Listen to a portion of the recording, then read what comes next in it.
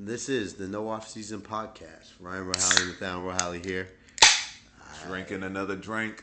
Drinking another drink. Pouring one out for Texas. One time for the Texas Longhorns. Damn. Great games. Yeah, there were. Well, I would say three good ones. Continue with the intro. Yeah, My bad. Well, pretty much Elite Eight talk. We are down to the Final Four of FAU, UConn, San Diego State, and Miami. Yeah. I'd say three good ones, one blowout. In the games you're talking about. Yeah, in the games. Three good ones, four blowouts. We were dead wrong on our picks. Let's be straight up with our listeners. Wrong. I would say wrong. I got persuaded by you on the K-State one. Yes, I would say that. Yeah. I was really high on FAU. I still am high on FAU. We did get San Diego State right, though. Did get that right. You got to give yourself the wins. Also, we were right about UConn. Again, I said UConn was a better team. I said my bracket, I needed UConn, Gonzaga, so I bet Gonzaga. You also were hoping for miracle threes from Gonzaga. Yeah. So we were right on it. That was right on it. Because you were like, they just need to make, can I just believe? Yeah, I was like, can I just believe that they can win because their offense is good and they don't play defense? Can I believe? San Diego State making that a grind out game. Yeah, but let's go through it game by game. Game by game. We don't just mix them all up. All together, Elite Eight, was it good or bad? Well, okay. I don't know how the games. Yeah, all together because people were talking about how there's no traditional blue blood, even though I think UConn's on the line of a blue blood, and you have Texas, who is people for some reason forget that if Texas is good at something, every Texas fan in the world's going to watch it. Right? Yeah. Yeah, like that's just one of those things. And Miami went to Elite Eight last year, so it's nothing crazy. Yeah, I know it's nothing crazy, and Miami does have a strong following in basketball now too because they believe Miami doesn't have a strong following in anything. Well, they have a, but if they're good, they they're will. a private school though, so they don't have the alumni. But if they're good, they go. Well, if the Orange Bowl exists, that's when. But the Orange Bowl thing, yeah, that's a whole another rant. However, like for the games quality wise, I would say.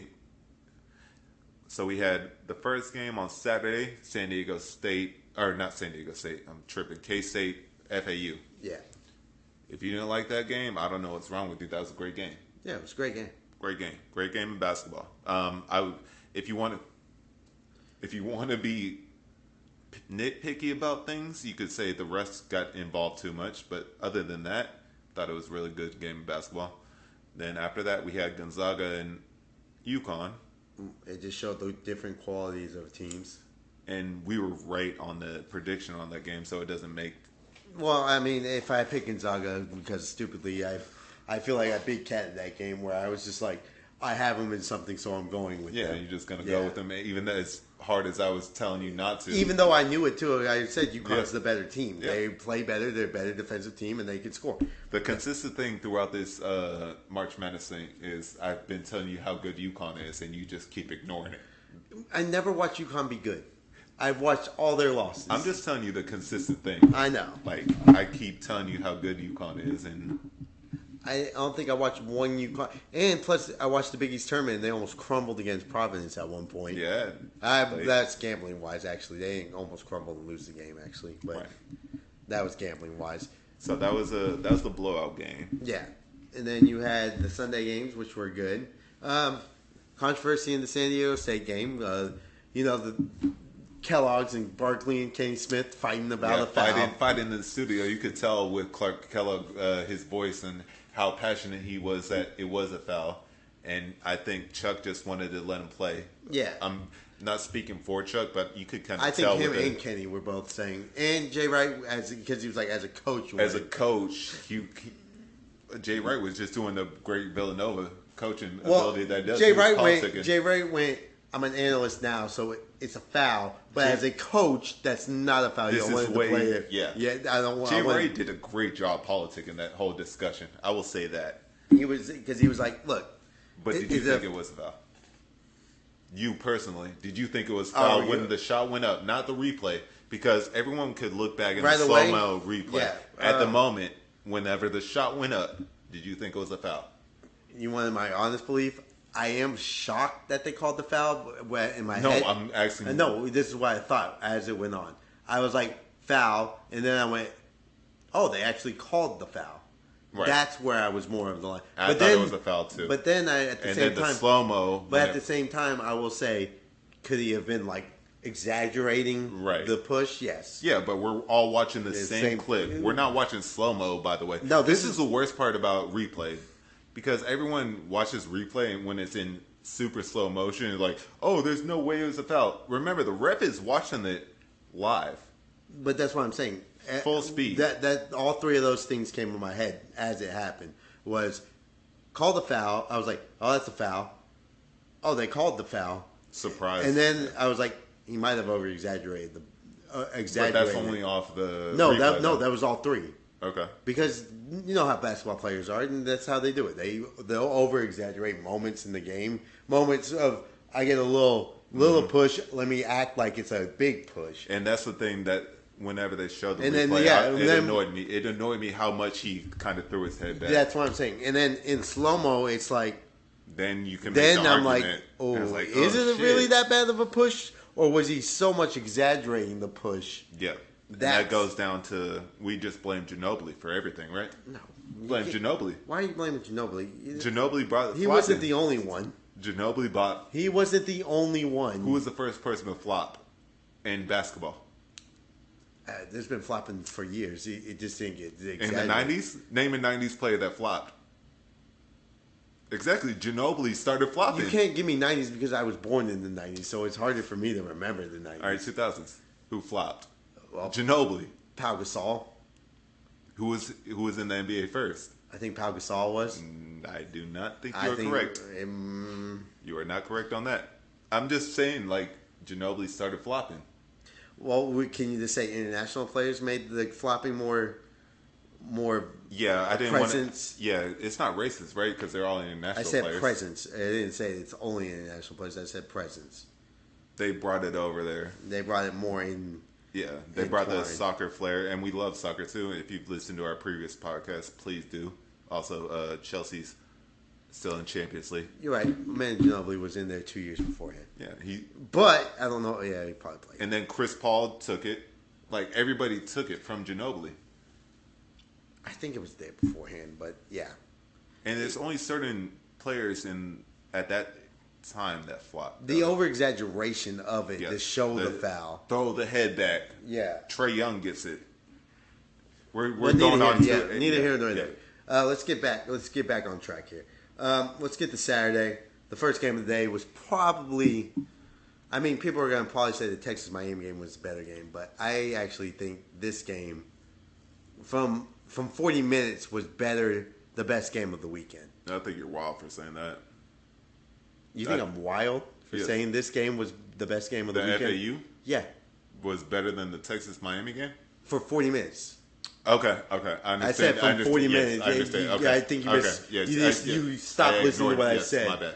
For 40 minutes of basketball. You're exactly right. Just pure basketball and not having like. When did Gary Payton come back for trade deadline? For 40 minutes of the game of pure basketball, it was the best game of the night of the weekend. Well, you could say the calls were bad in that game too. They weren't great, but they weren't great. But just the fact that Noel was trying, and then you had Johnson fouling out, and then FAU. How are you doing that a highlight? Johnson fouling out's not a highlight. I mean, it was a big part of the game. Right, it's a big part of the game. So just break it down on how did FAU win? They out physicaled K-State in pretty much any aspect. They used their big men a lot better than what I think you anticipated. Very true. That is very true. Golden was a rim protector more than I Not just a rim protector, he was a scorer too. Oh, I didn't think they would go to him as much as they did. I thought they would shoot more.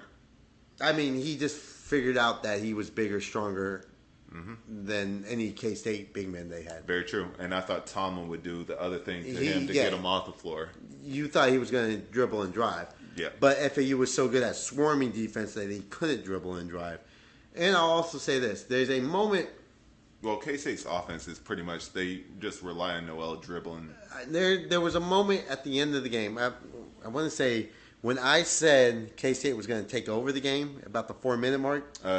Yeah, you said on the 4-minute mark in the second half where K-State was going to take over. Yep. It actually went to Noel trying too hard, it felt like, to score and make his own shot instead of being the Noel from the game before him, where he was a facilitator more than he was. He wanted to be Mr. New York. Yeah. Like we said on the previous podcast. He wanted to live up to it. He didn't let the game come to him. He tried to snatch the game. Yeah. Instead of just being the creator and being Mr. New York like he was the game before, he was like, and not saying he played bad. No, he did not. And he played great. Obviously, he played great. Yeah. It was just a moment of strength from I want to say it's about the 4-minute mark, maybe a little bit later, where he just kept dribbling the ball and was like, I'm going to take the shot. And no disrespect, I'm not saying he can't, but everybody knew he was going to take the shot. Even FAU knew he was taking the shot. And FAU... My shot he did not take, though. No, he didn't, but I'm saying, but there was moments in that time where it was just him taking it. And... I'm not driving to the basket, and then Golden was a big impact. Yeah, but the thing was, and I said this in the previous episode, in the Elite Eight one, FAU could switch everything that K-State was good at. Like there was no mismatches really, other than Golden, but Golden doesn't. This is what I don't switch. understand. Like, why would you not have the guy that Golden? Maybe they never switched. They would never switch Golden. Yeah, Golden would always just stay in the paint. So it's almost like a zone. It was never a zone, no. Because Golden would never come outside of the paint. No, they don't switch. They don't switch big men on a little guy. Golden never. They don't have to. Golden doesn't. No, come they out. fight over screens. They fight over screens. They never go under screens. They fight over the screen. Right. You said that last time. Yeah. And if they needed to switch, they don't. They are. So that's why Golden was able to get back to the paint because they fight over the screen. They fight over screens and. Then they'll suck a guy inside because they don't want their big man on a little guard. Mm-hmm. So they always, and plus they always can have a guy. They're pretty much guards and one big man, 7-1. That's it. And they're very balanced. They don't have one guy that you have to focus on because if you focus on that guy, he'll kick it to another guy and they'll kick it to another guy and they'll hit the three. Yeah. Anytime K-State had a somewhat of a lead, FAU would come back and come right back and hit them just as hard. And harder. Yeah. Well, at the end, it would get tied. Then the K-State's biggest lead was 7 that game. Yeah, they went on a run early in the second half where they had they felt like they were comfortable, and then FAU they don't like losing games. So no, but FAU goes on runs and shout out FAU. It was a good performance. Even breath wise, like I mean, you could have called there's a couple there, things, but I'm not. Again, I don't need to bitch about refs all the time, and so it was FAU won that game. Yeah, well, fucking like something's gonna happen later. We already know that's coming to town. You can't deny yourself.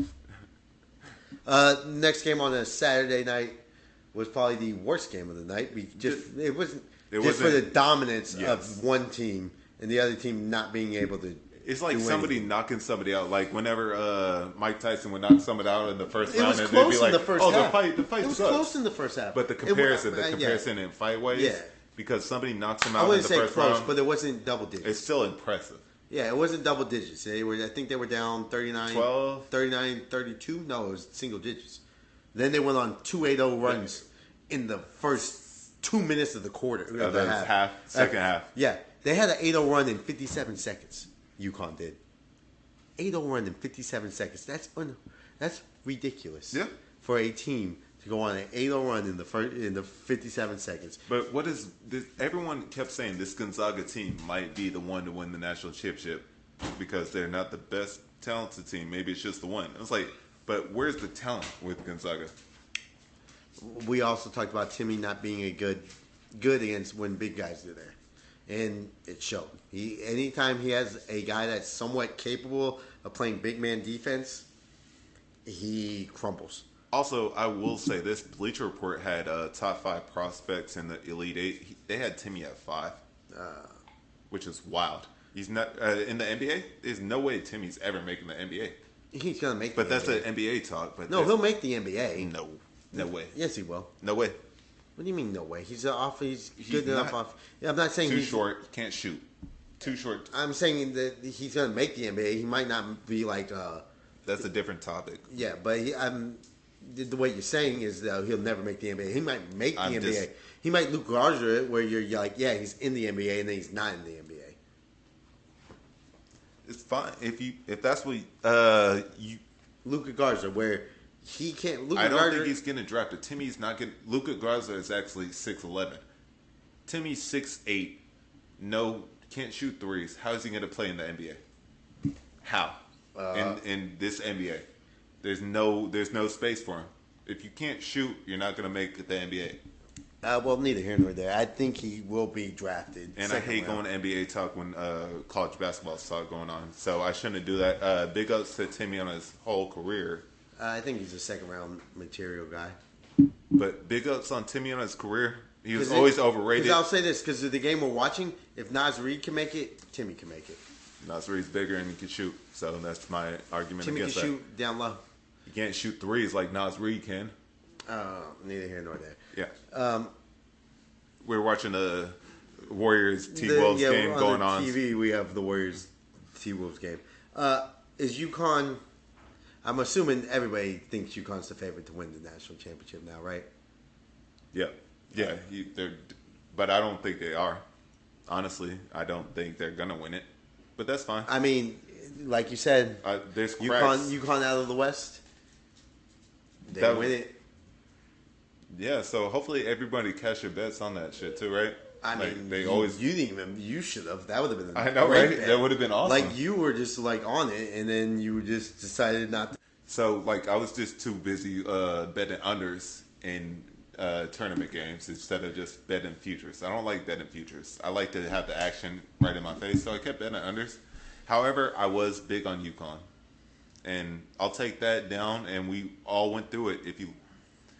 We went through it and said they always win the national championship if they're from the West. Yeah. So, I think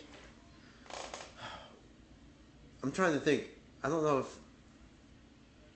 if they're the most talented team left, but I do believe that they are one of the most wanting to win team. Right? Well, no, that's weird. I'm trying to figure out what I want to say, but I can't think of it. I would say they haven't really played a team though. Honestly, they haven't played. They haven't played a team the entire tournament that's any good. They played 2 West Coast Conference teams. WCC, by the way. Yeah, which is like, fine. And they beat Gonzaga, and people are like, oh, Gonzaga beat UCLA. Like, you go down UCLA was all hurt. Yeah, no, but you go down this huge rabbit hole. But realistically, everybody knew Gonzaga couldn't play defense to save their life. Mm-hmm. And they were pretty much a Timmy team, and if Timmy wasn't going, they weren't going. St. Mary's can't really move offense. Arkansas can't shoot the ball. Exactly. So, like, it all lined up really well for UConn. In that side of the bracket. Yeah, on that side of the bracket. And, again, I'm never going to disrespect a team that wins, 1, 2, 3, 4 games to get to a Final Four. Yeah, because you earned it. Yeah, you earn what you get, and they earned. And dominant the way they won it, they dominated. They never had a close game. But I will say this: the media will overhype a team though, just because they're dominating for those games. Yeah. So they're really overhyping Miami. Not Miami, you mean UConn? Or UConn, my bad. Yeah. Going into the Miami game, that's what I meant to say. But yeah, the media is going to overhype UConn so much. But if you look at the betting lines, I would say... That's what I was about to say. I was going to look at it. I would say if you go to Vegas, it's probably about a 4.5 line. I think it's going to be higher. You think so? I think it's going to be like 5.5. I know right now they don't do it, but I think it's like 5.5. 5.5. 5.5? Yeah, 5.5. I said 4.5. Okay. Yeah. And the other game's pretty much pick 'em, 1.5. But UConn being dominant. Moving to Sunday or what? I kind of want to ask, where does Gonzaga go from here? You want to go to Gonzaga talk? Kind of, because, because I'm thinking of it this way, right? No, because this is what I'm thinking of. And Let me go down this hole. You had so I think Mark Few, and he's a good coach, but great coach, legendary coach. Yeah, legendary. Okay, legendary coach. Yeah. Like he's in that elite level. No one knew about Gonzaga until this is. Let me go on this a little. Okay, it'll be 45 seconds, and just say about Mark Few. Anybody that says Mark Few is not a good coach or a great coach, you're an idiot because no one knew anything about Gonzaga. And I think if he was on one of the Power Fives, and this was what I was going to say, he'd be in the Final Four by now. He's been in the Final Four. I meant he would have won the championship. Oh, yeah. That's what I meant. Well, no, that's hard to do. I know, but it's hard to do. I feel like if North Carolina called him instead of Roy Williams, not Roy, Hubert Brown. Hubert Brown, they would have won that championship. That's not Hubert Brown. Is it? I think it's Smith. Hubert Brown. Is it Hubert Brown? Yeah. Okay. Yeah, I think they would have won that one, or I don't know. Thinking of a 19. It's like fucking Shire, John Shire. Yes, things like that. A Texas team. Maybe Texas will call them and see if they give them big money. But I'm not saying the end of the era of Gonzaga because I don't ever think it. I don't think. Yeah, I'm curious on where you're going with this take. I'm really curious. I'm really curious because if you look at their team and how it's set up, right?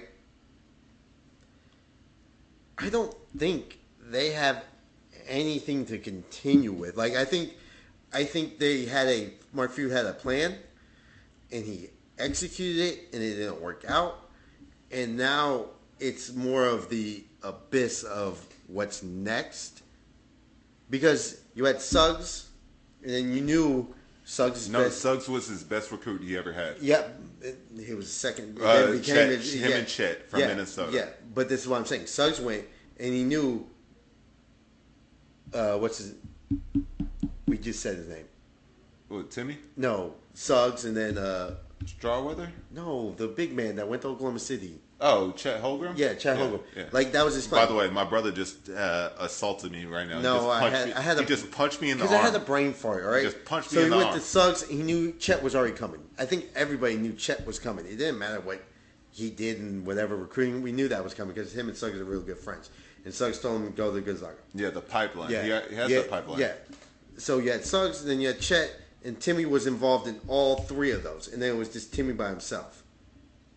Yes. There's really once Timmy goes, there's not another real guy in that storyline. Listen to what I'm saying. I'm waiting. There's really nothing left there. And then I know you're smart feelings, Gonzaga. I'm not saying they're not going to make a tournament. I'm saying be in the conversation to get to the Final Four.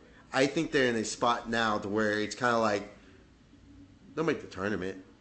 They'll make the tournament type feel. Okay. That's I'm saying. I said that same exact argument you're saying right now. Whenever they had Sabonis and Kurkowski, same exact argument, same thing. I was like, well, Sabonis is the best player they're gonna ever get.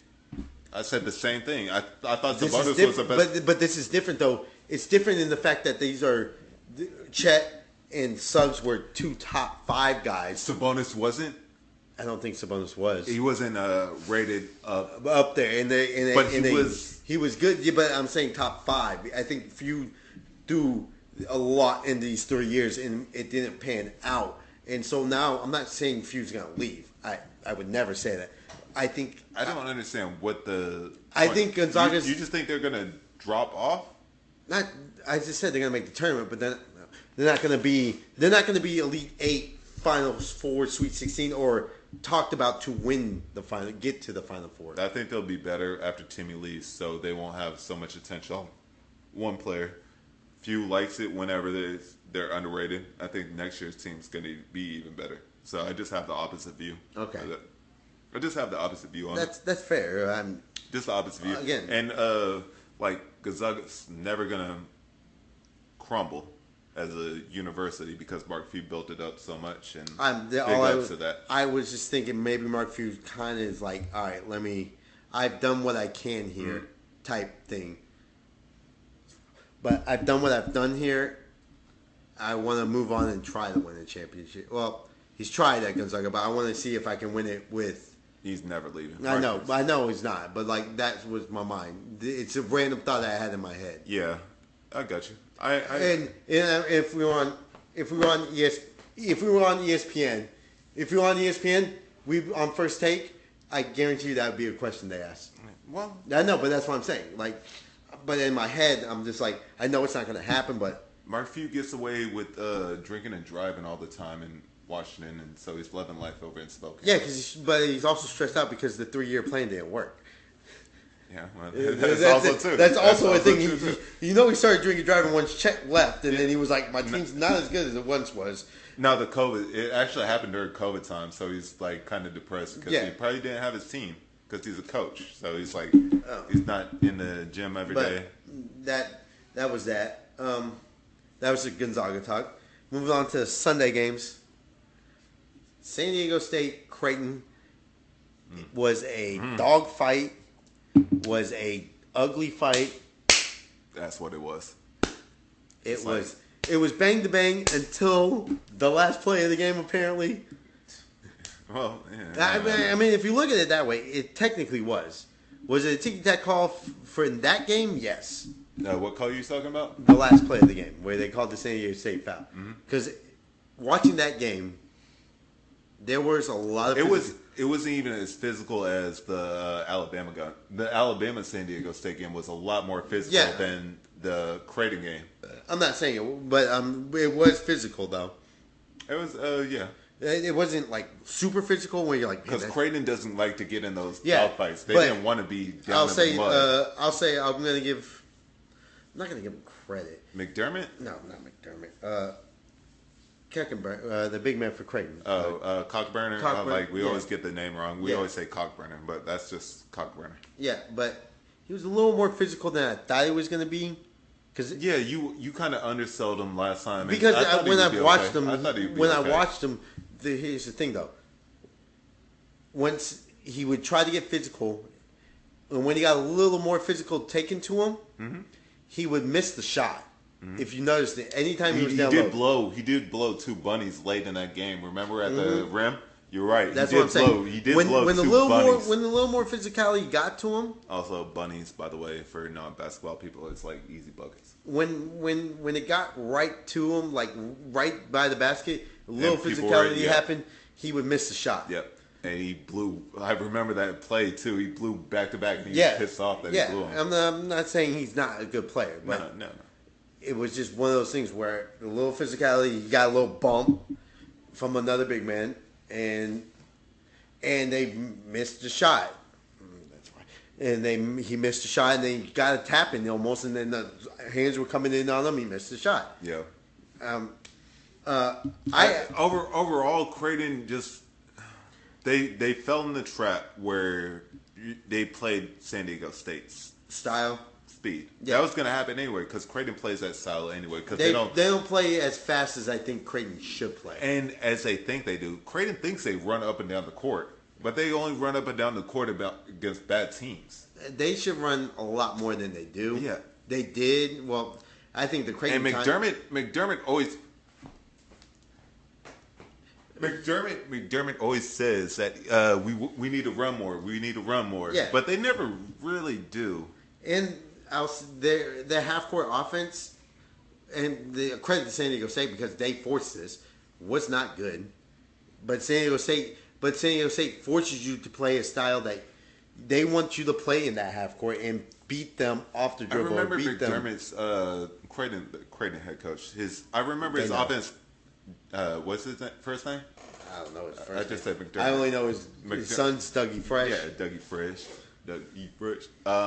However, I remember his offense always being a little bit more 3-point oriented. This team for Creighton that he had here, it was more drive, not enough threes. Like I didn't like the offense he had because he's played I would say offense. It was more Cockburner. Like I said, and remember in the preview, I was like, if Cockburner's not going there or going, it would have been better if maybe he was off the court at some times. But it helps him defensively so much that you can't take him off the court. No, but offensively, like it's not the same Creighton McDermott team that I'm used to. Yeah, because I feel like last year Cockburner he was there and he was utilized, but they relied on the perimeter and the drive and kick to the three, and him just tapping it. Well, they back. only had like 2 players last year because everyone was hurt. It was just but him and Kalu. but it felt more flowing, and it felt like this team kind of felt like they were the entire season. We're not just talking about San Diego State. No, not just because San Diego State will put people in the chamber anyway. But the entire season, we talked about, it never earlier, felt like it went to drive. It felt like it felt like they would go to drive sometimes, and then they would for some reason go to like neutral. Maybe it's Nemhart's fault. Honestly, are you gonna really throw Nemhart in there? Because he wasn't there last year and shit. So maybe either was Alexander didn't get the ball. Not Alexander. Alexander was South the one Dakota that's State showing guy. out. Schermeyer. Yeah, Schermeyer. They both weren't there. Yeah, I think but Alexander didn't get the ball enough. That's the way I think. He was shot 4 for 11 today. I don't think he controlled because he had to pick up point guard duty last year. Yeah, and not having the ball kind of affected him a little bit. But I will say this. And Nemhart's like okay, but he's not like his brother from Gonzaga, Indiana Pacers. I'll say this. You just want fucking so much goddamn TV time, Billy Kennedy. Anyways. Goddamn, man. Yeah. Are you fucking kidding me? This game is wild as hell. Fucking Billy Kennedy. You want to talk about fucking gay? Well, you want to talk about a bad call? And then, by the way, Darren Fox's statement. And then he backs this one up. Yeah, but you want to talk about Darren Fox because Darren Fox made a statement. Can you explain what the hell we're talking about? We're watching an NBA game and there was a bad call. Looney went to the basket. He leaned into Rudy Gobert. He missed a shot. They called the foul on Rudy. They challenged it. Unsuccessful. Normal shit. But Darren Fox was like, I can't watch college basketball because there's bad shooting, bad coaching, and bad officiating. And I sit here and I just watch the bad officiating move right there too, Darren Fox. Like, you can't say yes. And nobody's saying the reason why but Darren Fox, the reason why you say you can't watch it because it's bad shooting, it's college basketball. I don't expect them to be making every shot. That's why when you're in the NBA, you're a pro. You're supposed to be making every shot. You're supposed to be making at least 40%, Darren Fox. That statement he did was stupid, and we're getting off track because of this. Yeah, because of De'Aaron. Yeah, I remember. Well, not just that, and and actually, we're watching the end of this game, and it's fucking Jordan Poole just traveled, and they didn't call that either. Well, anyways, watching the end of the game, Golden State beat the T-Wolves. That's what we were talking about. Yeah. Playoff implications for the NBA right now. Well, I guess it's 2.4 seconds left. It's a 3-point game. Yeah, I know. That's why I said that could be. But anyways. Is Steph Curry going to make the shot? Right now, we're talking about it like 2.4 seconds left. We got Minnesota, Golden State. What do you think is going to happen? I just said it was Minnesota, Golden State. Minnesota's up 99-96. They're getting it to Clay. Or actually, I believe Poole could get it. I'm going to go Clay, though. No, Steph taking the shot. Well, Steph won't be able to get the shot over McDaniel. So, yeah, they got to go somewhere else, huh? Boom. There you go, Clay. Oh, they called the foul on the ground. Foul on the ground. Oh, all right. There you go. Foul on the ground. All right, let's continue with... there's 2 seconds left. We got one more time. People could listen to us watch this game. Well, we could multitask and talk about... What, how great... Creighton? Not just Creighton. We could talk about San Diego State. Right, that's what I was waiting for. Oh, they had a foul to give. Yeah, that's what I'm saying. Oh, I did not know that. That's what I just said. My bad. Damn. Look at the look at the scoreboard. It doesn't listening. say bonus. Yeah. I'm not used to the scoreboard that they have on NBC Sports that we're watching the game on. Oh, he stumbled it. Missed it. Yeah. Well, Minnesota beat the Golden State Warriors 99-96. They're going down. They're dropping in the standings, but that's NBA talk. When San Diego State did what they needed to do in that game, they weren't good shooting. The best player was awful. Bradley's been bad 2 games in a row. But I have a whole thing on why San Diego State is who they are. There's a consistent theme with San Diego State. They grind out games until a moment they go on runs. Right. And in why, the second half. When do they go on runs? Second half. Not at the beginning. I would say about like the... So this one was a little later than the Alabama one. But we answered the when. What's the why? Why do they go on second half runs? Because I think they wear a team out. Right, exactly. And why? And it's going to be a double why. Why do they wear the team out? Because they're so good at defense. They're deep. They are deep. And, Like Creighton only had, if you break the game down to that level. Well, today I don't think Miller played that much because I think it was somewhat injured. But even then, that's a 6-man rotation. Creighton has a 6-man rotation. Yeah. San Diego State has a 9. It's kind of like FAU. FAU is about 9 Exactly, deep too. which is going to be a phenomenal game because of that. Yeah. It's going to be like we're watching hockey with line shifts. And I'll say this in retrospect, I think FAU. This is why I think FAU might beat San Diego State is because they've played a physical defensive team already. Tennessee, Yeah, it might not be a. I'll say this: similar team, team, similar style. Great point. They'll figure, but great point by you. At the first half they did struggle against Tennessee a little bit. Second half they figured it out, and it's kind of the same. I'm not saying it is the same because I think San Diego State doesn't try to like show you they're physical. They just are physical. Right. Like Tennessee has to throw a little like elbow here and there in and be like, we are physical. By the way, don't forget And that. Like we're not that talented, Yeah. so we have to be physical. But San Diego State is talented and is physical. today they weren't really good shooting. I think today was their worst shooting day of the tournament. And who? San Diego State. It was their worst shooting day. They weren't great against Bama. They were making open shots though. San Diego State today was not making San open Diego shots. State's been consistently with their shooting. They haven't had a good shooting. No, but what I'm saying is this was their lowest scoring game of all the tournament. Yeah, I agree because they couldn't get to the rim. But they got to the rim. They just weren't making them. They missed a wide open dunk. Yeah, he missed a couple. But then Keyshawn Johnson this is what I'm saying. And when they went on the run, they started making the floaters and the jumper, the little mid-range shots. Yes, yeah. That's how you have to beat them because you can't go all the way to the rim, which is why it makes no sense, fucking NATOs, to not have mid-range shooters. I'm saying San Diego State was making those shots. Right. Well, why are you taking mid-range shots? Because you can't go all the way. San Diego State really doesn't have 3-point shooting. We know this, though. I know this, too. I'm just speaking on the NATO's philosophy of everything at the rim or everything threes. Yeah. Because if you have Creighton with Cockburner shutting everything down at the rim, you need to pull up from 2. And Trammell's been great this tournament. He's probably been the MVP of San Diego State. A lot of people have been great for San Diego State, but the shot maker has been Trammell. Offensively, it was Trammell. Yeah. Everyone's been great for San Diego State. Butler had a good game too. Bradley's past 2 games, he's been horrific. He's Brandon Miller horrific. Yeah, he's gonna have to get it together, but they can win without him. Yeah, well, it shows that that's what I'm saying. Deep. I was about to say it shows that they can win without their best player playing really well. Yes. They're not a team that relies on their quote-unquote star player to win the game.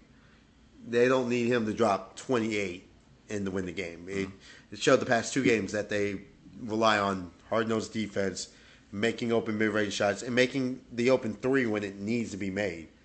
Now, we haven't gone into getting stops. We've kind of gone into the foul. Yeah, we did a little bit. Yeah. But not all the way. We go ahead.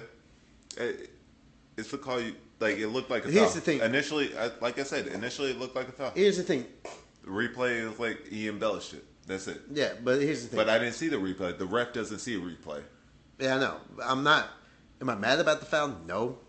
Well, if I'm a Creighton fan, I'm highly upset. Oh shit! Yes. Yeah. Yes. So I have to put my if I'm putting myself in a Creighton booth. Even as a Creighton fan, I would say this is what I would say. You can't do it. Why are you running all the way towards his ass?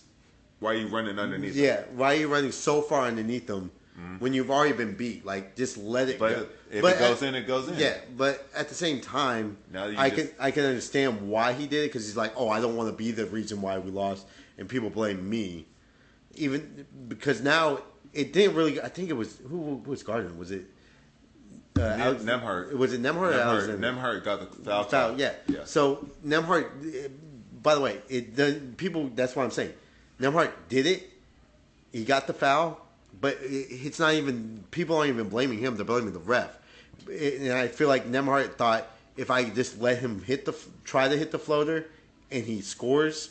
No one would remember that. They just remember Trammell for making the shot. I'm talking Creighton fans. Creighton fans will remember Nembhard not hustling enough to try getting over that screen. Yeah, trying also, to get to that point. Arauco, good job with the pivot move.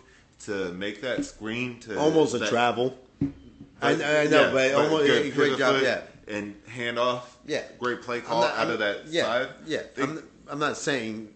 And San Diego State, by the way, whatever you did, there's another problem with San Diego State. If FAU decides to throw a little full court press on them, oh yeah, because they looked horrific with any press on that play. The reason why that game got tied was a horrible inbounds play by San Diego State. Seiko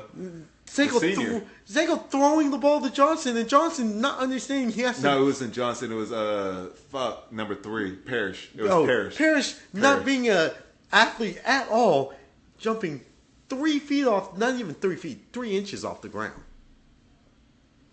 3 inches off the ground and not being able to tip the ball, do anything. Bad play call, by the way. And there was only one guy in that part of the court. I say Cockburner was on him, so I kind of gave Seiko. I guess, but even then, I still think that's a problem for San Diego State if they. Oh shit! Yeah. If they face a little pressure, it's been continuous. Yeah. The entire when Bama put pressure on them. Yeah. And I don't understand why. My biggest pet peeve is if you see a team not being able to handle pressure, why don't you keep going? Just do it the entire game. I just think they don't want to, and I think FAU does it, and they have the bodies to do it. Yeah, too. but I think they do it. Yes, I agree. But I think teams that don't do it on a regular basis, they don't want to do it because they're afraid that they'll get overexcited and foul and do all these things. Yeah, I'd rather risk and I don't think they have the bodies. I think FAU has the bodies enough to do it. And I hope they do. I hope Decimate does it. Like, I don't think Creighton had 8 bodies. So, So for them, it's like, hey, if we get 3-2 Alexander and Nimhart in foul trouble, we're screwed. So in that aspect, that's why they didn't do it. I agree on them. But Bama could have done it the entire game. They have bodies. I think they really relied on Sears and Quickly to kind of be that guy. It's more of the fact that in college basketball, no one runs the Arkansas Nolan Richardson full court press for 40 minutes. 40 minutes? No. 40 minutes to hell. Even Bobby Huggins doesn't even run full court press anymore. He quit doing it too. Yeah, he quit doing it. I don't know what's going on. People decide to do it randomly, like if they make a free throw full court press, but if not even a tempo full court press either. But I think the matchup in the 4, we'll get into it a little bit later, is kind of favoring FAU. I agree. Yeah, and I agree. I said that they kind of favor. It was the K-State one because I believe people were so high on K-State, and I myself included. And then I talked to you in New York, Noel. Yeah, and I myself included. I baited myself in there, but at the time I was like, FAU can make this a game, and not only can they make it, they can win it because of the things they do well. Now, the problem is with FAU, they cannot go on very cold streaks. But the best part, they against good teams like, let's say, Miami and UConn, they can't go on those cold streaks. But a team like San Diego State that doesn't really score that well and they play good defense, right? They'll be able to. It'll be a Tennessee game. They can handle the drought of them not scoring for 3 minutes and then them going on let's say a 24-4 run like they did against Tennessee. Like, those things happen. So I think, as well as San Diego State did today, I think they're in a huge disadvantage for the fact that FAU already played a physical team and that they already know how to figure out how to break down the defense like that. But I will say this: San Diego State does have a better big man than Tennessee. Yeah, they got multiple too. Yeah, multiple, not just one. They have multiple. As I'm thinking of it, San Diego State, is it just like Tennessee? Yes, but do they have a better big man to handle their average big man? Yes. I'm not gonna say Golden's shitty because Golden's not shitty. I don't want to. Golden. But Golden does what he needs to do, and it's not. Golden's not gonna drop 14. By the way, against San Diego State, you might maybe 2. I was gonna say maybe 2. The over under should be like 5.5. Maybe 2. 5.5. If I was a handicapper, it'd be 5.5. Yeah, but I wouldn't even give him 5.5. I think he might drop 2 that game. He's going to be obsolete. Might get to the free throw line a couple times, but Mensa's the best big man center. Like, I said it to you, but not on the podcast and shit. But he's the best big man defensive center. So it'll be interesting. All right, it's time of the hour. We're at 44-minute mark. What is this? long. We Could waited. have left you. What's that? People are dying to know. Uh, How you feeling? After all that talk about basketball and shit, I'm feeling great. Feeling good. Feeling great. How you feeling about Texas? I thought we did a good job. We made the Elite Eight. Got the text from graduate, our uncle. I will say this on the podcast too because fucking like apparently This I can't say it. just say our uncle. That's what I'm saying. Yeah. Our uncle. I said it. We don't need to give his name out. I'm not getting Yeah, the name out.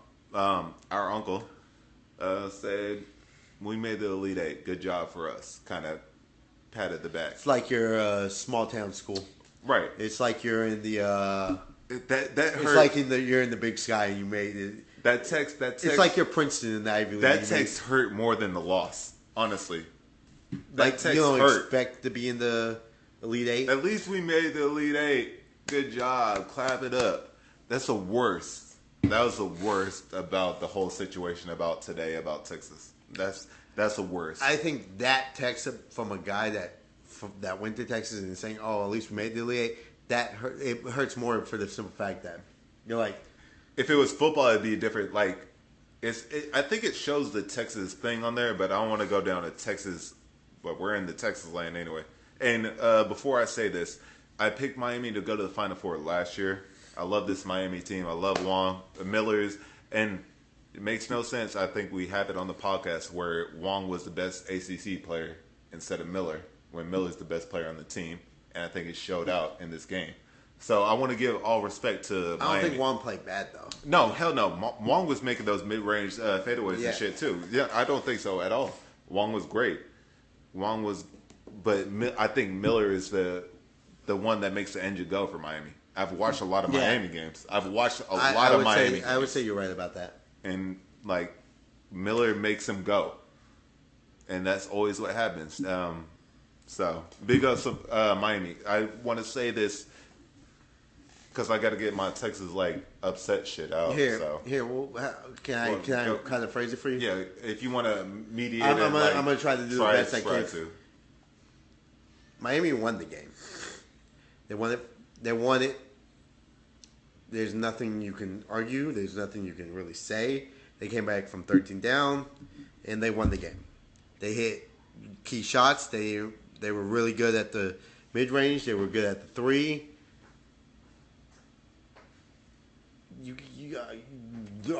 Nathaniel, you can't get upset. They didn't miss a mid range shot. Key shots. They made key shots. They did make key shots. All right, fine. Wong didn't make key shots in the second half. He made a couple, yes. See, stop your biasness right now. I need you to calm down. I can't sit down. Go on the rant. Go on your rant. Because you're not even listening. You just go on your rant. Go on the rant. Because I was about to say, in the first half, there's a discrepancy in the officiating from the first half to the second half.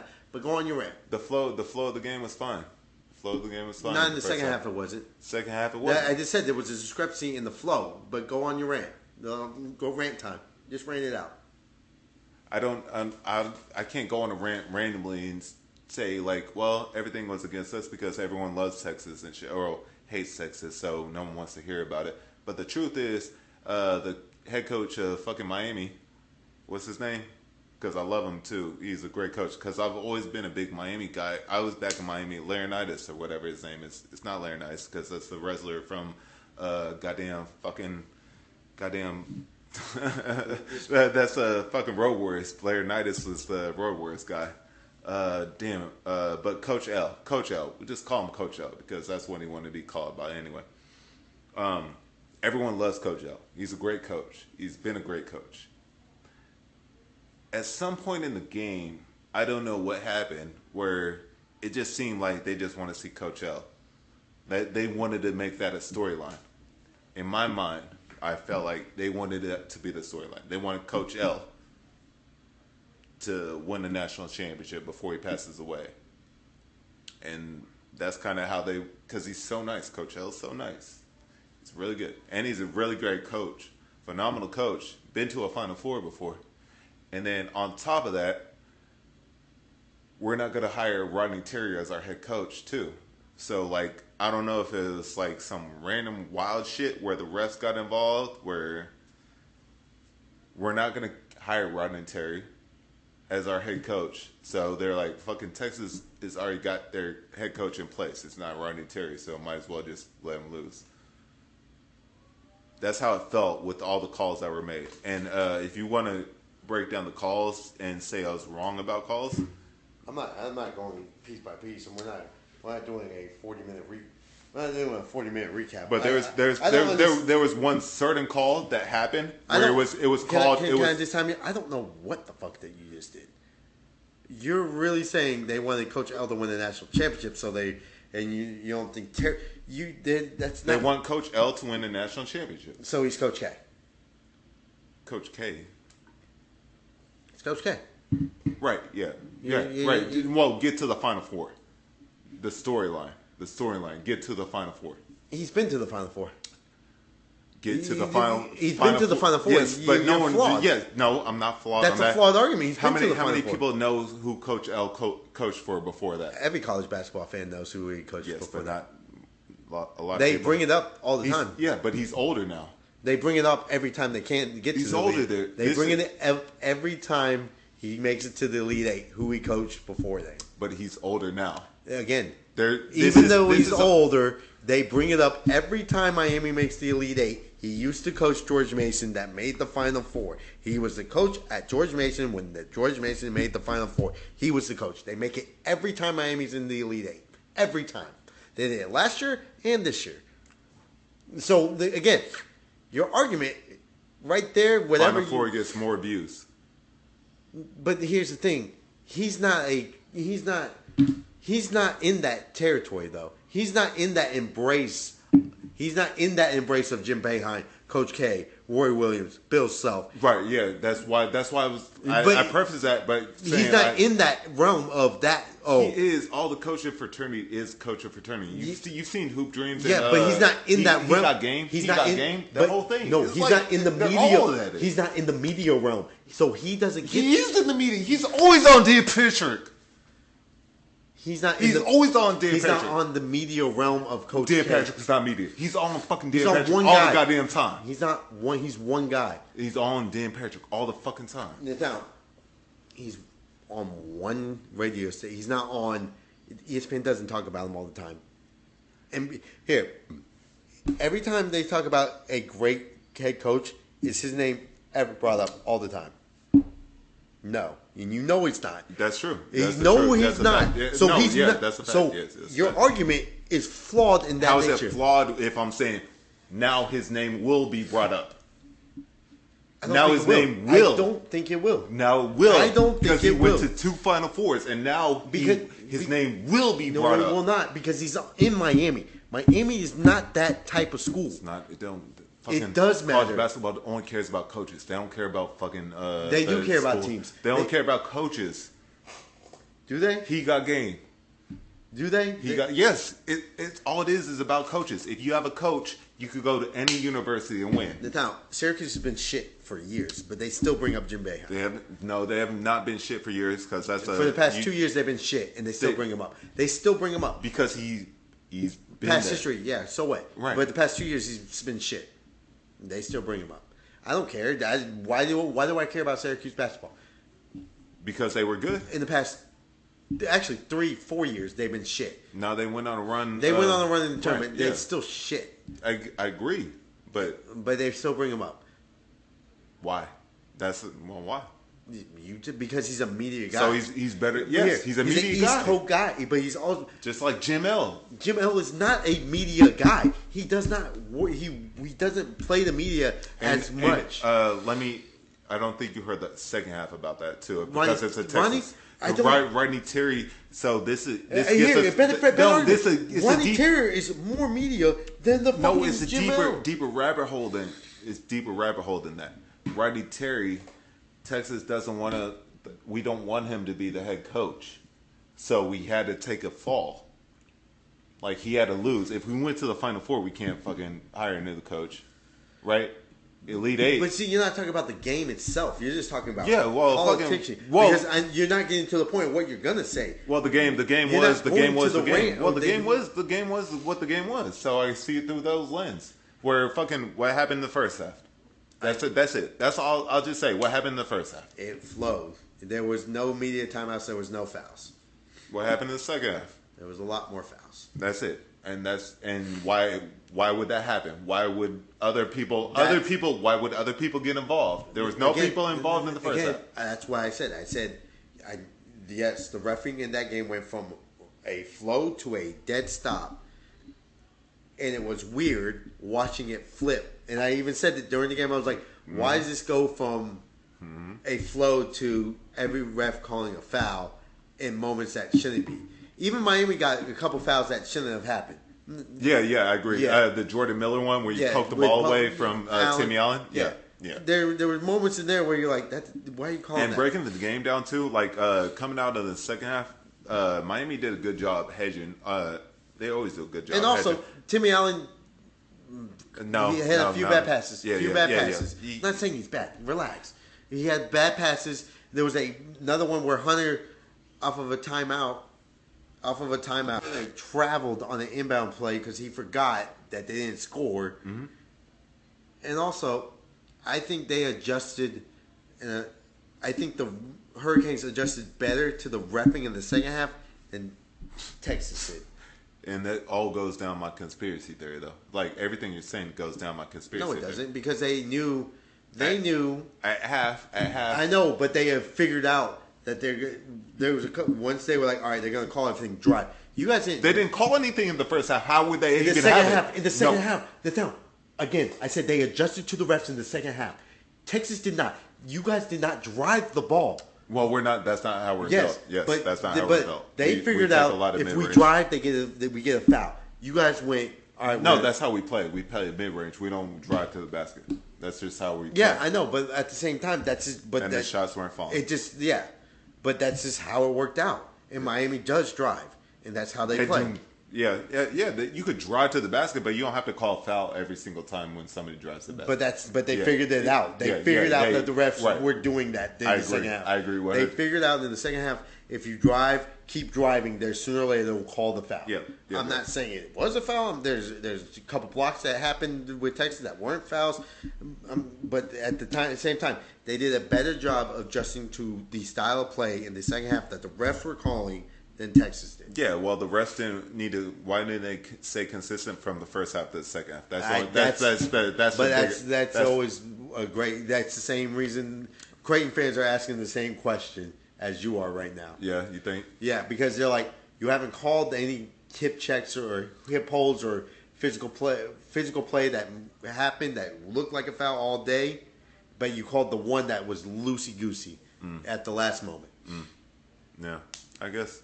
And it's just an outside perspective of a like, I agree. You could be 100% upset of how the style of the second half from the first half completely flipped. Yeah, you know what sucks though? Like, I never want to ever bitch about the refs. Yeah, I hate it. I hate it. And it's just how the style of play. That's why I'm annoyed so much, because I hate bitching about refs. But fucking why in my loss I have to, like, can we just talk about the Brock Cunningham call? Because I think it's by the rule. It is correct. It's correct. But also by the rule, if you've ever played high school basketball, they will tell you, you stick your arms out wide and you move them back.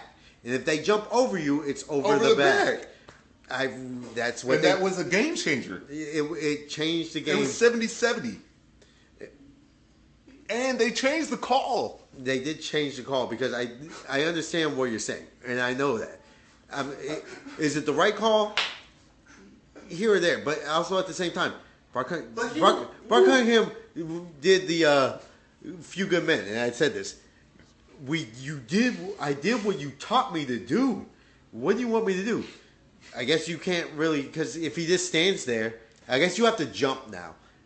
Right, that's what we were talking about. If he jumped, maybe if Cunningham jumps a little bit, does he get the over the back call? But now? That's not what he's taught to do. He's taught to box out. Maybe now, as a smaller guy. Maybe now, because I haven't played pro official ref basketball. And like we said initially, it is the right call, I guess. By the book, you can't. But he jumped before undercut. You can't undercut. But he jumped so early. Like how are you supposed to know if somebody jumps early? Man, you are really loud. But I know. But how are you supposed to know? How are you supposed to know if you're boxing somebody out behind?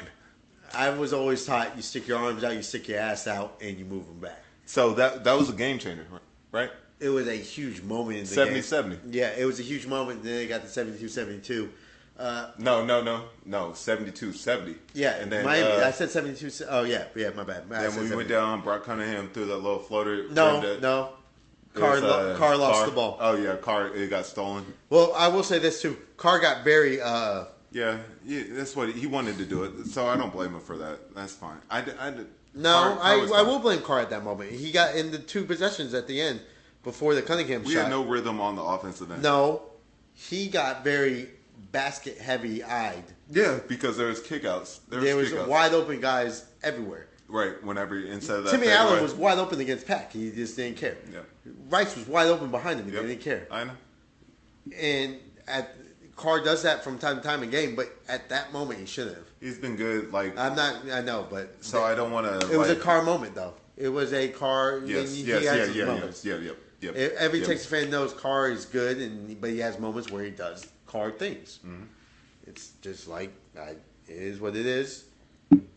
You just have to live with it, and like I said, the fact that Texas blew the 13-point lead, I'm not really shocked about it. I'm shocked at how it. I'm more shocked at the fact that Miami. The entire time throughout the game, there was like you could feel it. Foul call. But you could feel the change. Yeah, you could feel it because of the ways the refs were doing it, though. Not just that, they weren't missing a shot. They rarely miss shots. They rarely miss shots. All right. So how many did they have? More field goals or free throws? Okay, we're going down this rabbit hole. Like it wasn't as big as you assumed it to be when I talked about this. Right? Who has ever won? You. I said you. You were making it like it's I'm saying 20-5. You were making it like they had 20 free throws and only 5 field goals. It's a wild ass stat. But it's a wild ass stat. You were saying. You were sounding like you were saying they had 20 free throws made and 5 field goals made. Only made 5 field goals and they shot 20 free throws. At the time. I said it was close. I said it was close. No, you didn't. I did. No, you did not. You said I bet you they made a lot more free throws than they did field goals. And in reality, they made about the same. And that's wild. If you don't count the added ones. That's not that wild, Nathaniel. That's wild to win a fucking second. No, the fact that they made 13 field goals, Nathaniel. How many free throws did we make? I think it was like 17. 11. They made 28. Yes, I know. They only missed 3 though. They shot 32. Right, yeah. 31.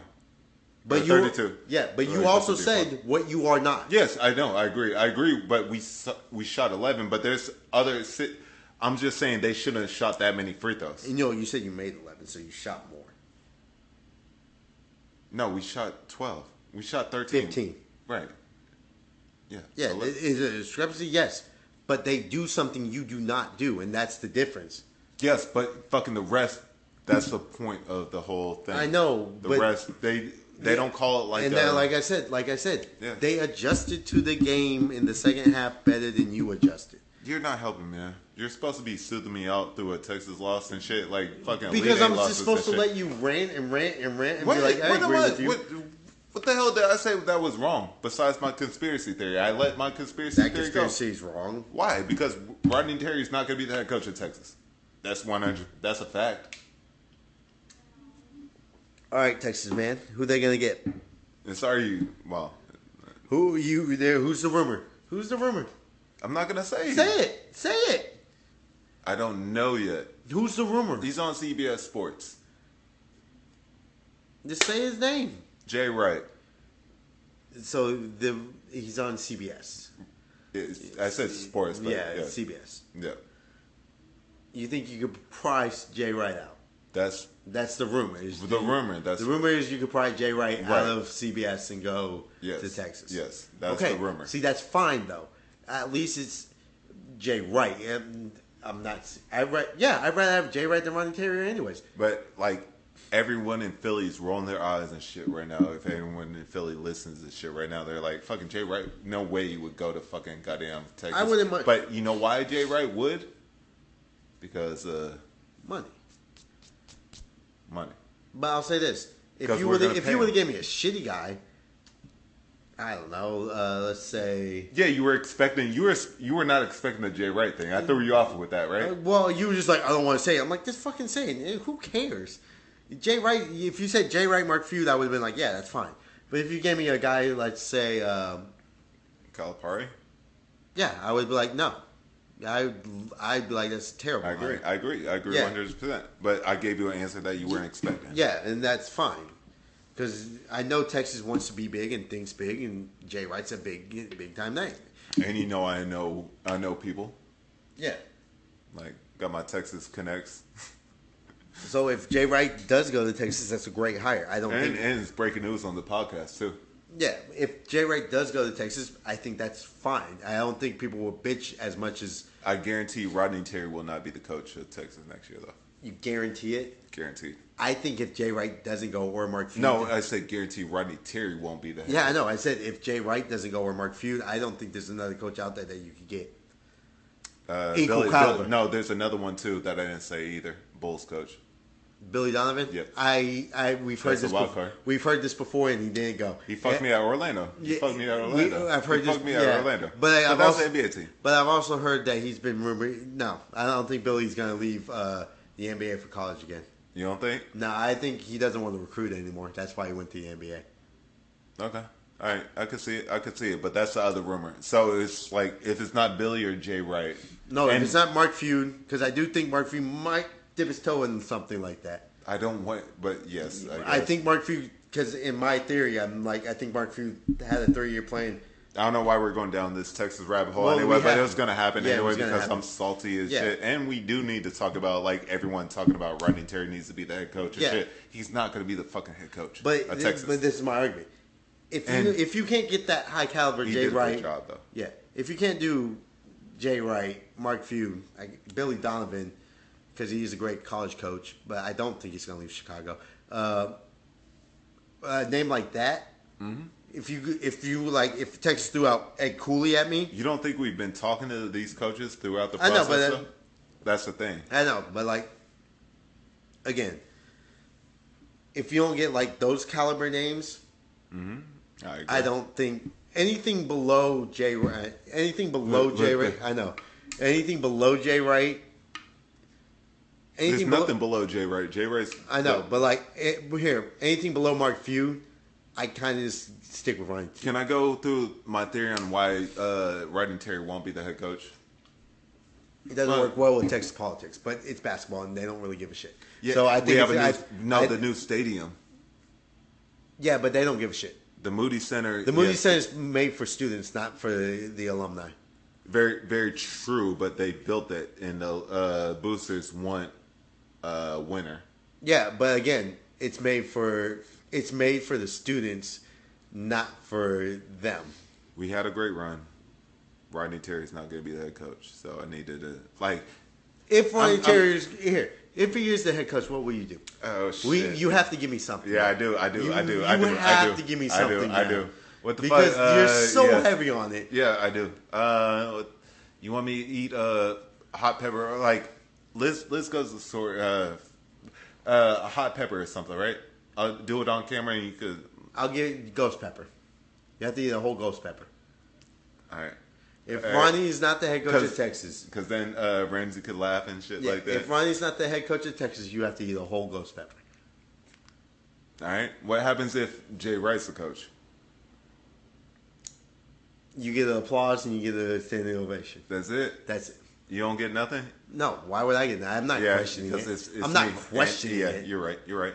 I'm not questioning it, but you're really 100% like Ronnie ain't gonna be it. Yeah. And I'm like, there's only so many coaches that you can get that I'm not gonna argue Very true. Why you're not gonna like Jay Wright. I'm like, if you get Jay Wright, it's gonna be an interview.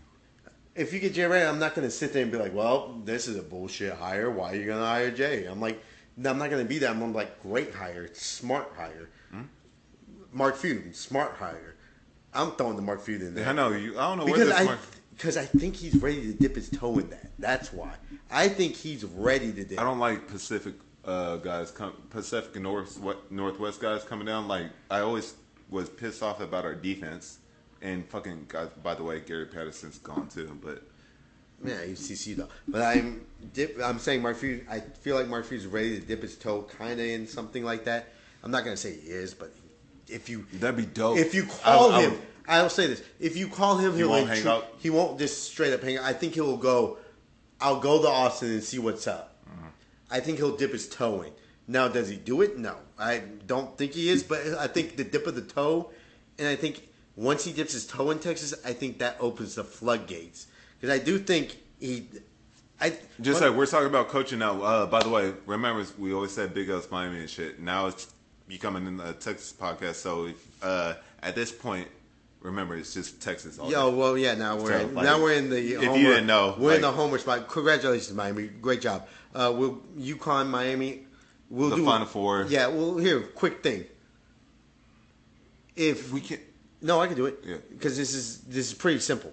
I think it's pretty plain and simple. Yeah, I agree. If Miami can control some offensive rebounding if Miami can be a better defensive rebounding team and control UConn's offensive rebounding team, they're going to win that game. Miami's going to win. Yeah, that's what I'm saying. That's what I'm saying. If UConn can't physically offensive rebound as well as they've been doing lately, and Miami can control it, Miami's better. Miami has better guards. Miami has better guards, and UConn can't just run against Miami because guess what? Miami can run, and Miami loves to run, and they're dying for you to run. That kind of was a thing too, where Miami kind of baited Texas to play a little smaller. The big man went out, Bishop went out. There's no rhythm, dude. Yeah, there's no rhythm. Yeah, but I'll say this: it went from Bishop to Allen as your big man, and then guess what happened? Things got a little iffy. That was a change. Great job by Miami there too, but Sanogo's not going to be as dominant because Miami does have a big man and he fights for rebounds and Miller fights for rebounds and they don't. It's not just. It's going to be a great game. Oh, it's going to be a great game. Great game. But like people say, guard play wins games, and Miami has the better guards and faster guards that move quicker. Oh yeah. Like them being underdogs is wild. And so I think they're the favorites. But I said this about Duke multiple times during the year and shit. And I'll say this: UConn is a good defensive team, but no, That's like saying Miami is a bad defensive team. No, they're good. I'm not saying they're bad. They're good. No, people said Miami was a bad defensive team. Nobody listens to Rico Bosco. The stats would say. Miami's a bad defensive team. Ooh, no, they're not. And if you watch Miami, the hedging, they make good turnovers. Yes. How many turnovers do they fucking force? So, but I think Miami has a great advantage against UConn because I agree. I think they have the guards that can move and kick and move and But I do think UConn. I'm really looking forward to the game. The game will be good. Yeah, I think the game is going to be great, but I do think Miami wins that game. Yep. I'm hammering the money line, Miami. I think, and being honest, I think UConn would have beat us anyway in the Final Four. Because it's a bad matchup and shit. Yeah, but it would have been nice to see. But going from there, I also think, and this is why I don't think Mark Few does take the job either. At Texas? Yeah, at Texas. Because after this year... Marley, why you just keep pushing me off? My dog keeps pushing him off the couch. Pushed off. Like, Marley, if you want to get down, get down. That's my dog, and she's pushing him off the couch. But making me feel bad about it too. Yeah. Like that's a female dog too. But she's a B word. No, she's not. She's a lovely lady. Don't ever talk to Marley like that. How dare you? Oh my God. Dog fans attack him all day. I said B word. I didn't. Yeah. Dog fans attack him. But it's the truth. She is She's a lovely lady. Yeah. She only does love. But she is a bitch. I do think this. I think Mark Few, when I said Mark Few dips his toe, he'll dip his toe, but he won't go. You know why? He doesn't know the Texas loyalty. Not just loyalty. He has to then flip. He can't recruit that fast.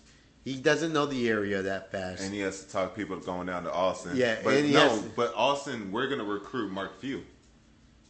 We're going to recruit Mark Few, and then he has the problem is he's going to do that spiderweb thing. He'll say to his other recruits. It's so hard to get because he then has to get to know the high school coaches in Texas, and because he's so far northwest. Yeah, that's fine. They'll come down.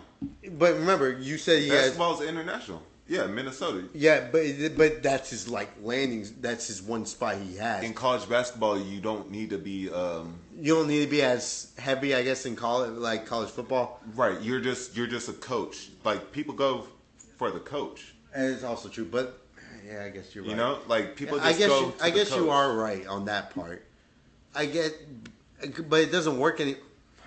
Like it's weird because I want to say you're right, but John Calipari the past 2 years. It's not right. Well, it's one and done. Like he has that stuff going on, and he's always built it on that. Actually, the one and done fucked up. Actually, I said actually back to back. By the way, the thing that fucked him up was not having people stay in college. Calipari used to have the good guys stay in college. I would say he had his grinders stay in college. Right. Like Shigway stayed. Dorsey. Yeah, well, that's what I'm saying. No. Shigway stayed 2 years. Yeah, he was his Dorsey. He was better than Dorsey, though. Don't give me that. All right, he was player of the year. Dorsey's listening to this podcast from Memphis. No, I'm not saying Dorsey's not bad, but Chikwe was the player of the year last year. Dorsey made the fucking championship game almost. It's not Chikwe's. Well, he did foul out in the St. Pete's game, didn't he? I think he did. Did he foul in the St. Pete's game? They played St. Pete. That's who they lost to. Kentucky lost to St. Pete. 2-15. Yeah. Same bracket as Arizona lost in East. Well, top half. Top half. Yeah. All right. Yeah. I think he fouled out in that I don't think Calipari is everyone shits on Calipari and says he's. I don't think he's a bad done. Coach. I don't think he's done. But I don't think he cares as much as he's not. He's not into it as much. Whenever he won the championship with Kentucky, he felt like he was validated. I've already done. He was validated. I had to do what I had to do. Yes. Even though deep down, if you ask him, he wanted to do it with the Memphis squad. I think I'll say this. I think. And how can you be a bad coach when you've been coaching basketball for 30 years? I'll say this. I feel like he didn't. I feel like he thinks that he didn't do. They're not giving me credit at UMass. Not giving me credit at Memphis. Boston. No, Memphis wasn't the. He could have stayed at Memphis. I'm saying he didn't get the credit. At Memphis? He didn't get enough credit. I'm thinking because he was like, "Oh, you only got it because you paid." You're talking about the media. Yeah. Okay. In his mind, because media. And he was like, "Oh, I'm not giving you credit at UMass," and they're like, "Oh, well, you paid them to get them there, and you got them in trouble." Memphis, and they banned him from college basketball and shit. Not banned him, but fucking kind of blackballed him for a little bit. Yeah, they did the Rick Pitino thing. Yeah, and then they were like, "Oh, you paid the Memphis guys and all that shit." And John's like, "Well, I did it. You just got. Of course, you're questioning it because it's not UNC, Kansas, and all this." And you're like, "Dude, yeah." And you're like, "I don't think Coach K." By the way, fun fact: I don't think Coach K did it until he realized he couldn't win another national championship without doing it. That's wild that you think Coach K never. I'm not. No, I'm saying he didn't do it until he realized he couldn't. Oh, that one team with Justice Winslow. Whenever he got the one and done. Yeah, that was a start, and then he kept doing. I think he blue chipped it to where he had this guy. He was like, "I'm gonna recruit. I'm gonna recruit." When he says blue chip, by the way, the movie Blue Chips. Yeah, thank you. The movie's Blue Chips. And Nick Nolte. Yeah, when the guy's like, "Look, you're fading off. You can't just recruit naturally and win games because people are recruiting, buying, and getting powerhouses." And he was like, "No, I can. I can still do it. I'm a great coach." Tried it. I'm trying to think. He did it a couple years, and they lost in the first and I think the second round. And then he was like, "All right, help me out." And then Justin Winslow came, Tatum came, Zion came, R.J. Barrett came, Cam Reddish came, Jason Tatum. You said Jason Tatum too. And you're like, when the fuck you get all Kyrie Irving? Kyrie lost in one of those first rounds. No, he didn't. Kyrie lost to Arizona. Shit, he lost to Arizona. I always think Kyrie was on that goddamn team. No. I don't know why. Who was that point guard? Nolan Smith? But he was a vet. Though, yeah, but it's one of those things where you're like, All right. But coaches are in college basketball. Yeah. Coaches in college basketball are like No, but that's look at them as presidents. That's how I always look at it. Whenever you watch but you that's watch what I'm that saying. He Got Game. But that's okay. He Got Game. I know, but no, they're on Can the I say that now? they're on the rabbit hole. They're on the fucking. You're talking about high school. Yeah, He Got Game's high school, by the way. No, it's college. He's going to college. He's going to college, but he's right. in high school. And, yes, and he's talking to all the coaches. Yes, I know, but Talking listen. to- I know, but listen to what I'm going to say here. All right. Because we were on John Calipari. I think John was like, I'm getting criticized for the shit in these small schools that the big schools are doing. Mm-hmm. And so once he got to Kentucky and was doing it, they stopped caring about it because he went to. They stopped. They went. They mellowed out a little bit. Memphis. No. They cared about Memphis. He got in trouble in Right, Memphis. that's what. That's what I'm saying. That's what Once he got to Kentucky, the heat was on at Memphis. Yes, that's why I said. I just fucking said that. Listen to what I'm saying. You fucking said it hell. later, though. No, I didn't. I said it at the beginning, and then I said once he got to Kentucky, the heat fell off, and he could do what he wanted to do. And once he won it, he was like, "All right, I'm good." See, you see, I went to a big school, and it doesn't matter anymore. Let me be. Yeah, did he change up though? Did Calipari change up the entire time, or was he? He changed up once he won it, and then he was like, "I'm done." No, his tactics on recruiting and everything. That's what the question I'm asking. Like since UMass, no, like, it never changed. Ever changed? It never changed. But Calipari never changed. No, but the NCAA went off of him, and he was like, "All right, cool." And the rules have adapted. And yeah, but then it went to that, and then he had good teams, and then after like, I want to say, was it De'Aaron Fox's year? I want to say he kind of just gave up. I wouldn't say give up. I would say it's the Towns. De'Aaron Fox was after Towns, wasn't he? I thought they were on the same team. No, I think they were on the same team. Carl Anthony Towns. Towns won the national championship. No, Towns did not. They lost to Wisconsin. Yeah. Right? Didn't they?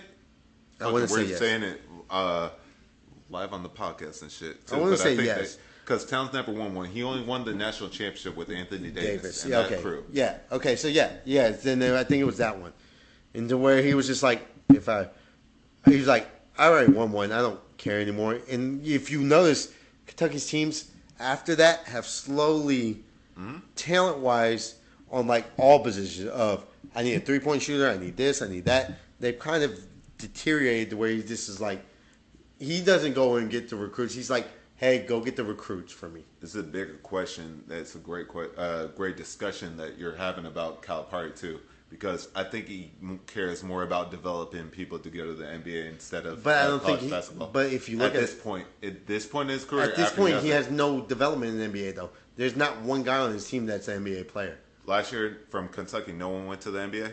I'm pretty sure somebody did, but I'm like, because I'm trying to think of the Kentucky team last year and shit, but I don't remember somebody from that goddamn team. And I'm sure there was a good team. I'm pretty sure that somebody did, but like, because I think that's what Calipari is. But like, if you look at this year's team, is it an NBA player? Yeah, Reeves, and there's another. I don't even think Reeves that good though. No, there's the other guard. There's another guard too. There's another guard that's started turning it on late. I didn't watch Kentucky enough to play to know about him. But I don't think there's one that's good, like top 10. I don't think. Reeves I agree with that. But that's what Calipari has turned it into. Instead of like you said, focus on Sharp. Shannon Sharp for yeah. Portland. Instead of focusing so much on winning national championship, he already has one, like you said. Hold on. So pretty much, if you want to look at what we're talking about, it's either Jay Wright, Mark Few, or Ronnie after that. What happens if Rodney Terry's the coach? What do I have to do? Right? Either Ghost Pepper Chili. Right. Yeah. Damn, that would suck. Rodney's like it could be announced right now. They could. I wouldn't say announce it right now. I think our athletic director, Chris Del Conte, says he doesn't talk about anything until the season's done. Yeah, I was about to say, it won't happen until the season's over. Well, the season's done, so we could have already announced it. But I don't think that's the case because I think Jay Wright's going to be our head coach. So that's head coaching for Texas. I'm proud of fucking everybody that was involved to make us to the Elite Eight. So yeah, it was like It really sucks because I love Sir Jabari Rice, and it sucks I won't get to see him play basketball for And Texas I will anymore. say this: I also think because you have so many seniors, it's going to be hard to reflip it quick. Yeah. It's going to be rough. We're not going to be good for a long time. That's the one thing. Not a long time, but it's going to be. But that's why I don't know if Ronnie. You're right. Ronnie might not be the guy because you then have to flip almost your whole starting five. Yep. Even your bench. I think Hunter's the only Hunter, Morris, and Mitchell, where your three staying out of the. And Mitchell's leaving for the draft. Is he leaving for the draft? Yep. So what is it? Hunter and Morris? Maybe Hunter. Maybe Hunter and Morris stay. And maybe Morris. Like there's but that's just out of the Texas. What, which 7, which 8? makes everyone that's saying that we should have fucking just hired him as a coach already idiotic.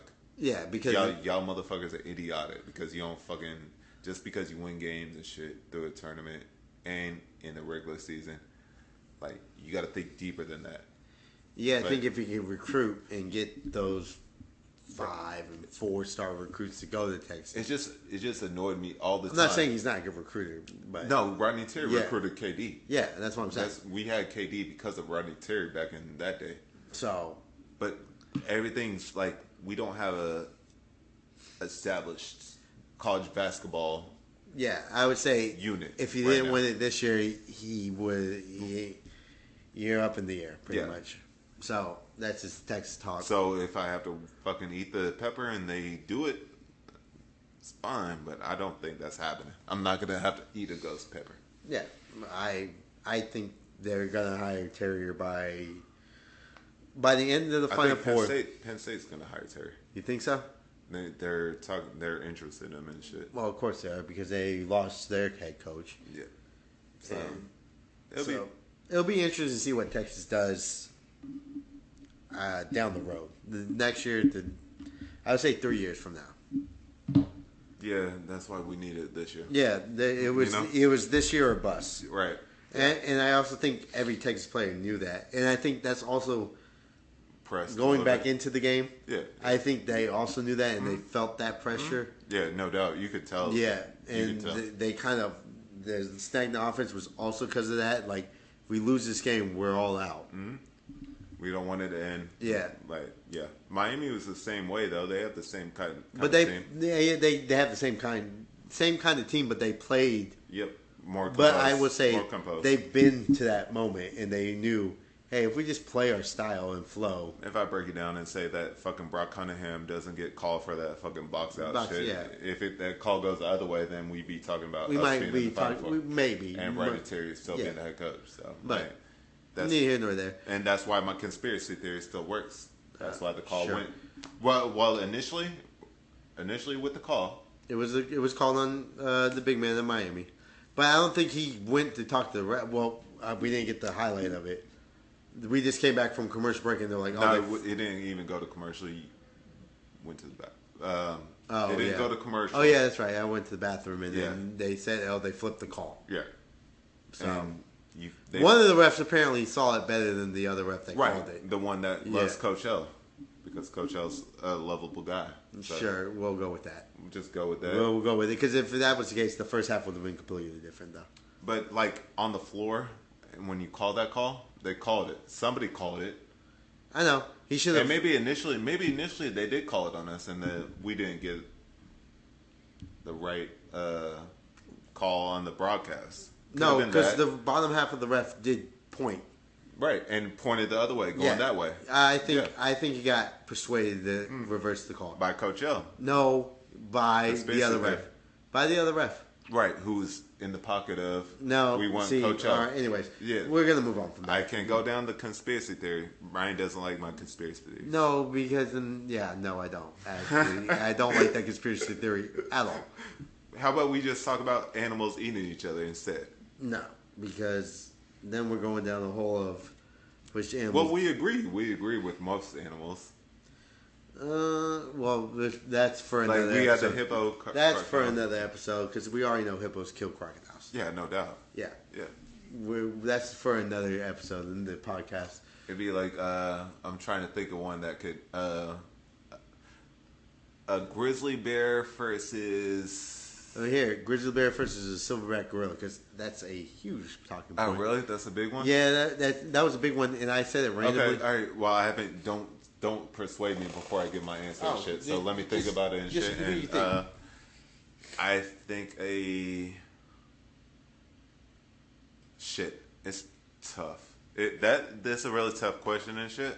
I honestly believe you're saying grizzly bear, not a brown bear. Grizzly bear. Grizzly bear. All right. Yeah. So yeah, gorilla. Brown bear would, but not a grizzly. Grizzly bear is bigger. Is bigger, but not more aggressive. Brown bears are more aggressive than grizzlies. Grizzly bears get aggressive when attacked. I think a gorilla would be all right. No. What offense can a grizzly bear? It stands on its legs and it swipes down with its big ass claws. It just knocks the gorilla out. Yeah. Okay. The Yeah, because gorilla- he has claws. Because he has claws. The gorilla's hoping that the bear doesn't ever stand up. What if a gorilla climbs a tree and drops down with the elbow drop? From We're playing from a in branch. We're playing in the. A gorilla climbs trees? Do We're they playing. not? We're playing in Africa. The silverback gorilla barely does. Yeah, because they're Depending lazy. on- They're lazy. Depending on where they're at, they're not climbing trees. Yeah, because they're lazy. But, But if they're no, finding, we're talking their normal senses. They rarely climb trees because they're not in that like they forest don't type. have trees, but they Yeah. not enough The- trees. But if They're not climb. We're not in the rainforest. who's smarter? Who's smarter? That's what I'll say. Who's smarter? Depending on what we're at, but yes, a gorilla, silverback gorilla is. Right. So he'll figure out a way. If If we're in the middle of where both of them are in, and just say grasslands, bear wins. Bear wins. No. Because you're in the grasslands. Yeah, if it's a one-on-one fight, I agree. Yeah, I agree. With nothing else, like both going head to head. Yes. Bear yes, wins. Yes, Grizzly I agree. bear I agree. wins. But I was thinking of trees. Yeah, I was thinking of but trees. you're thinking and- like a huge ass forest. yeah. That's what I was thinking of. But even then, But that has the advantage. the silverback doesn't like jump on a tree all the time and fucking. He'll just see rage because he'll just go straight for him and try to out jump. Get swiped with that big ass claw. Yeah. But a grizzly bear. I still think the grizzly bear wins in the I think a forest brown bear is. because he would see the threat coming and he knows it. He then knows it's a threat, and he'll then stand up and swipe. Now the gorilla might be faster and might tackle him, but then you're in an advantage of the bear. The gorilla has to get up and then throw the punches. And I think that he could get leverage. He has to move quick. Right. It depends on what gorilla we're talking about. Silverback gorilla. Right, I'm and talking about what name. I need the name of the silverback. No. This ain't King Kong. This ain't King Kong. I need what's the one Congo? This ain't Congo either. No, I'm talking about Planet of the Apes one. The one that died. That's a sacrificed- chimpanzee. No, that sacrificed himself in Rise of the Planet of the Apes. He sacrificed Caesar? himself. No, Oh, Caesar no. is, yeah. He sacrificed him in the helicopter. Oh, that one? Yeah. I don't remember Because that one. fucking that's how dope that I don't remember silverback his name. gorillas are. But they're strong as fuck. I just don't see a way I'm that laying word because they don't have claws like you were saying. Yeah. Like bears have the claws. That like could you cut would 'em. you would have to hope and pray that the bear never stands up. Because if you could get him in the right spot in the back of the neck, yeah, you win. With the force of the double punch. Yeah, the Donkey Kong. Yeah, the Donkey Kong style and the gorilla style. But the rage. One swipe. Do bears have adrenaline? I think they know when something is about to attack them. But do they have adrenaline? Because But here's the thing. I know gorillas have adrenaline, right? They have that adrenaline thing that when they go in the race, that's adrenaline dump. Neither here nor there. Has it ever happened? No, because they're not ever by each other. There's not a silverback gorilla in a grizzly bear territory. Why does that not happen? Because they don't have the same environments. Where's Tiger King to make this happen? Well, Tiger King's in jail. Oh, shit. Well, no, he's running for president too. That was long ago when No, he was he's about to run again. No, he's not. Yeah, he said it. No. I don't. I don't think it's good for them to fight. They'll never fight, but yeah. Of course, it's not good for them to fight. I'm just curious. I don't have a big stand either way though, because I could see it going either way whenever they do it. And I lean more silverback gorilla. I lean that way a little Well, bit. who do you guys think will win? The fucking silverback gorilla or grizzly bear? Let us know in Twitter. We're Holly27. Vince got robbed. Vince got robbed. I might make a clip of this. 9. 9? Yeah. What the fuck did 9 come from if Vince got robbed? Because 10 was already taken because I couldn't fucking have my Twitter account because I couldn't figure out my password. So I had to go 9. One less. And Vince wore 9 for the Eagles. Did he really? Yeah. Oh, okay. Well, fair enough. Man, see, boom. Everything from my head is legit. No, it's not. But that's going to be the show. See y'all later. We'll Sorry about the, well, No. sorry, not sorry. Fucking, I hope you enjoy it. Texas lost. Hurts them. Yeah, hurt real bad. Final Four. We'll see you guys for the Final Four talk. Baseball does start this week. Yeah, true. Might not have a podcast out for the preview, but We'll see what we can do. do our best. Go Angels. Halos. Mets. You didn't even say amazing Mets because that's how you know they're not amazing this year. Yeah, just old. We're the old folks, huh? Yeah. Your retirement home? Yeah. Well, not hitting at least, but you're pitching, yeah. But neither here nor there. Appreciate you guys. Yeah, thanks for listening. We'll see y'all next time. Deuces. Later.